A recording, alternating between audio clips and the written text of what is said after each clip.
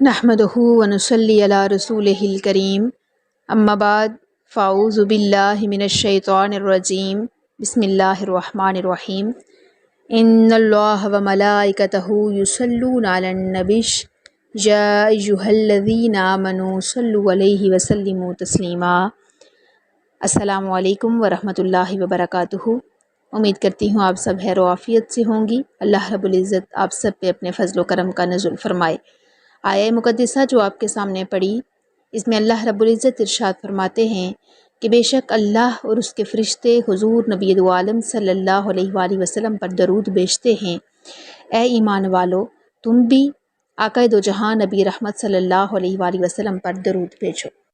اور آقا دو جہاں نبی رحمت صلی اللہ علیہ وآلہ وسلم نے ارشاد فرمایا، اول الناس بی یوم القیامت اکثرہم علیہ صلاۃ، کہ قیامت کے روز لوگوں میں سے میرے سب سے زیادہ قریب وہ ہوگا جو اس دنیا میں کثرت سے مجھ پر درود بھیجتا ہے۔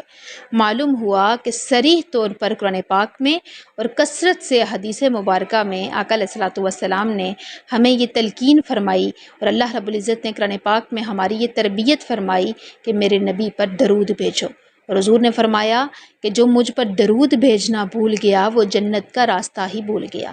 تو آج جمعہ المبارک کی ان خوبصورت ساعتوں میں اپنے پیارے کریم آقا حضرت محمد مصطفیٰ صلی اللہ علیہ وآلہ وسلم کی بارگاہ میں درود و سلام کا نذرانہ پیش کریں۔ اللہم صلی علی سیدنا و مولانا محمد وبارک وسلم وصلوا علیہ۔ آج کی اس نشست میں احادیث مبارکہ کی روشنی میں چند گزارشات لے کر آپ کی خدمت میں حاضر ہوئی ہوں۔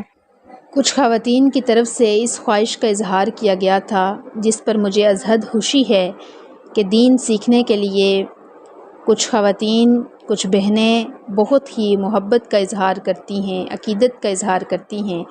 اللہ رب العزت ہماری یہ محبتیں سلامت رکھے، کیونکہ انسان جس سے محبت کرتا ہے اسی سے پہچانا جاتا ہے اور اس کا انجام بھی اسی کے ساتھ ہوگا۔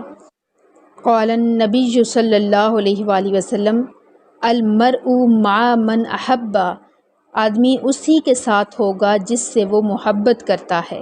اور ایک دفعہ آقا دو جہاں نبی رحمت صلی اللہ علیہ وآلہ وسلم سے پوچھا گیا، قیل للنبی جی الرجل یحب القوم ولما یلحق بہم، کہ یا رسول اللہ صلی اللہ علیہ وآلہ وسلم، ایک شخص کسی قوم سے محبت کرتا ہے لیکن وہ اس قوم سے ملاقات نہیں کر سکتا، تو اس کے بارے میں کیا ارشاد ہے؟ قال، آپ نے فرمایا، المرء مع من احب، آدمی اسی کے ساتھ ہوگا جس سے وہ محبت کرتا ہے۔ یعنی یہ محبتیں جو اللہ کے لیے ہیں، جو حضور علیہ الصلوۃ والسلام کے لیے ہیں، جو خالص محبتیں ہیں، جو دین کے لیے ہیں، دین سیکھنے کے لیے ہیں، یہ ہمیشہ قائم رہیں گی یہاں تک کہ مرنے کے بعد بھی۔ اور پھر ایک اور حدیث مبارکہ میں ہے کہ الرجل علی دین خلیلہ، کہ آدمی اپنے دوست کے راستے پر چلتا ہے۔ فَلْيَنْظُرُ، پس تمہیں دیکھنا چاہیے، احدکم، تم میں سے ہر ایک کو دیکھنا چاہیے، من یخالل، کہ اس کا دوست کون ہے۔ تو اس لیے جو ہمارا حلقۂ احباب ہے، جس میں ہم ایک دوسرے سے اچھی باتیں سیکھتے ہیں، قرآن سیکھتے ہیں، حدیث مبارکہ سیکھتے ہیں، یہ صحبتیں، یہ سنگتیں، یہ اللہ کی رضا کے لیے ہیں اور ان کا بہت بڑا مقام ہے۔ اور حضور نبی دو عالم صلی اللہ علیہ وآلہ وسلم نے ارشاد فرمایا کہ ان اللہ تعالی یقول یوم القیامت، کہ اللہ تعالیٰ قیامت کے روز لوگوں سے فرمائے گا، آئین المتحابون، کہاں ہیں محبت کرنے والے، بجلالی، میرے جلال کی خاطر، الیوم، آج کے دن، اذلہم، میں انہیں سائے میں لوں گا، فی ذلی، اپنے سائے میں، الیوم اذلہم فی ذلی، آج کے دن میں انہیں اپنے سائے میں لوں گا، یوم لا ذل الا ذلی، جس دن میرے سائے کے علاوہ کوئی سایہ نہیں۔ اس قدر خوبصورت محبتیں اور یہ سنگتیں ہیں جو اللہ کی رضا کی خاطر ہیں، جو اگر کسی سے محبت کرے تو اللہ کے لیے کرے، نفرت کرے تو اللہ کے لیے کرے، اس انسان کا بہت بڑا مقام ہے۔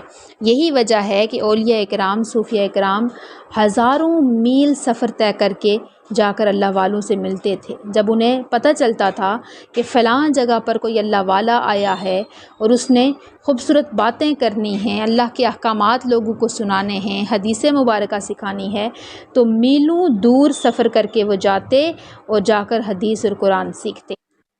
آج اس نفسا نفسی کے دور میں خاص طور پر خواتین ایسی مجالس نہیں اٹینڈ کر سکتی جہاں پر انہیں ایسی صحبتیں، ایسی سنگتیں میسر آ جائیں جن کی وجہ سے وہ اپنے اعمال اور اپنے عبادات اور اپنے طریقہ کار میں تبدیلی لا سکیں، قرآن و حدیث سیکھ سکیں۔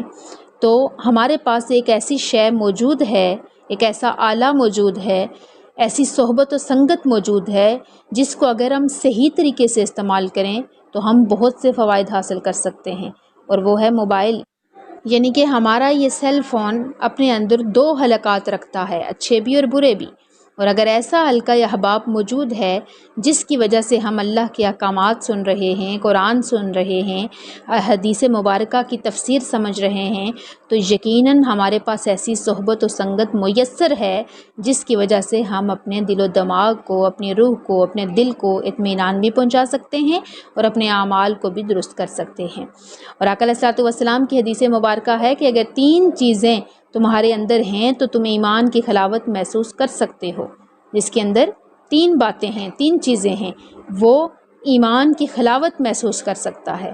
ایک یہ کہ اللہ اور اس کا رسول اسے دوسری تمام چیزوں سے زیادہ محبوب ہو، پھر وہ کسی سے محبت کرے تو صرف اللہ کی رضا کے لیے کرے، اور اس کے بعد اللہ تعالیٰ نے اسے کفر سے بچا لیا ہے اور وہ کفر کی طرف لوٹ جانے سے اتنا ہی ڈرے جتنا آگ میں ڈالے جانے سے ڈرتا ہے، تو یوں ایمان کی حلاوت محسوس ہوگی۔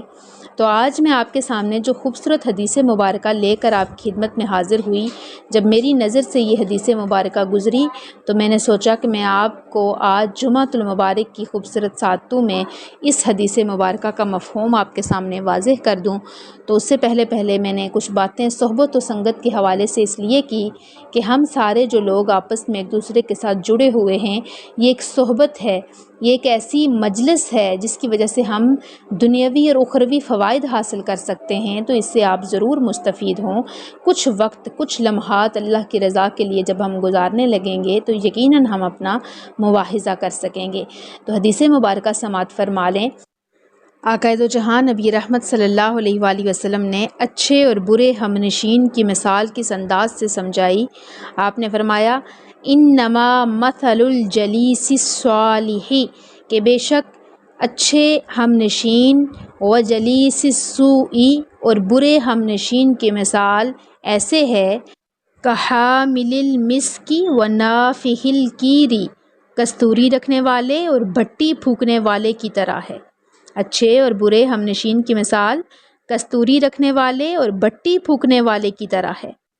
فحامل المسک اما ان یحظیک، جو کستوری اٹھانے والا ہے یا تو وہ تجھے اس کو تحفے میں دے دے گا، وَإِمَّا أَن تَبْتَعَ مِنْهُ، یا تو اس سے وہ خرید لے گا، وَإِمَّا أَن تَجِدَ مِنْهُ رِيحًا طَيِّبَةً، یا تو اس سے اچھی خوشبو پا لے گا۔ یعنی 3 باتیں ہوں گی۔ اگر تو کسی کستوری والے کے پاس بیٹھے، کستوری رکھنے والے کے پاس، یا تو وہ تمہیں وہ تحفے میں دے دے گا، یا تو پیسے دے کر اس کو اس سے خرید لے گا، یا ایسا نہ ہوا تو تو کم از کم اس سے خوشبو تو پا لے گا۔ مگر وَنَافِخُ الْكِيرِ، جو بٹی پھونکنے والا ہے، اما ان یحرق ثیابک، وہ یا تو تیرے کپڑے جلا دے گا، وَإِمَّا أَن تَجِدَ مِنْهُ رِيحًا مُنْتِنَةً، یا تو اس سے بدبو پائے گا۔ یعنی 2 ہی باتیں ہیں، یا وہ تیرے کپڑے جلائے گا یا تو اس سے بدبو پائے گا۔ تو معلوم ہوا کہ انسان جس کے ساتھ بیٹھتا ہے اس کا رنگ لے کے اٹھتا ہے۔ تو یہ حدیث مبارکہ بہت ہی خوبصورت تھی جو میں نے آپ کے سامنے رکھی۔ تو ہمیشہ اپنی مجلس، اپنی صحبت، اپنی سنگت پہ نظر رکھیں کہ ہم کن لوگوں میں بیٹھتے ہیں، کن لوگوں سے باتیں کرتے ہیں۔ اگر ہماری صحبتیں، ہمارا بیٹھنا اٹھنا، ہماری سنگتیں ایسی ہیں جن سے ہمیں دنیاوی اور اخروی دونوں فوائد حاصل ہیں، یہ نہیں کہ صرف دنیا کا فائدہ، ہمیشہ دنیا کا فائدہ نہیں دیکھنا چاہیے، یہ بھی دیکھنا چاہیے کہ میرے اس عمل سے میرا رب راضی ہوگا، مجھے آخرت میں اس کا کوئی فائدہ ہے۔ اگر یہ فوائد ہمیں پہنچ رہے ہیں تو وہ ہمارا دوست بہت اچھا ہے، یہ سنگتیں بہت اچھی ہیں، ان صحبتوں پہ ہمیں اجر ملے گا۔ مگر ایسے دوست، مگر ایسی مجلسیں، ایسی سنگتیں اور صحبتیں جن کی وجہ سے ہمیں دن بدن ہماری خواہشات بڑھتی جا رہی ہیں، جو ہمیں دنیا کی طرف دھکیل رہے ہیں، جو ہمیں رب سے دور کر رہے ہیں، جو ہماری سوچوں کو خراب کر رہے ہیں، وہ کبھی بھی ہمارے ساتھ مخلص نہیں ہیں، اور ایسی صحبتیں اور سنگتیں نہ دنیا میں ہمارے لیے فائدہ مند ہیں اور نہ آخرت میں۔ تو آج میں آپ کو جمعہ کی ان بابرکت ساعتوں میں یہی پیغام دینا چاہ رہی تھی کہ ہمیشہ جس مجلس میں بیٹھے ہیں وہ چند لمحے ہی کیوں نہ ہوں، اس کو پاک اور صاف بابرکت بنانے کے لیے اللہ کا ذکر کریں اور حضور علیہ الصلوۃ والسلام کی بات ضرور کریں۔ اپنے معاملات زندگی میں جب ہم الجھے ہوئے ہوتے ہیں تو تب بھی ایسے مسائل رونما ہو جاتے ہیں جہاں ہم حضور کا ذکر کر کے اس مسئلے میں آپ کی حدیث مبارکہ سے رہنمائی حاصل کر سکتے ہیں۔ تو ہم جس کی بات کر رہے ہوں، ہم قرآن کی بات کر رہے ہیں تو ہم اللہ کی صحبت و سنگت میں بیٹھے ہیں، ہم حضور علیہ الصلوۃ والسلام کی حدیث مبارکہ پڑھ رہے ہیں تو ہم حضور کی سنگت میں بیٹھے ہیں۔ تو اس صحبت اور سنگت کو پاک بنانے کے لیے یہ خوبصورت ارشادات سنیں، آگے پہنچائیں اور اپنی مجالس کو پاک بنائیں۔ اللہ رب العزت آپ سب کا حامی و ناصر ہو۔ السلام علیکم ورحمۃ اللہ وبرکاتہ۔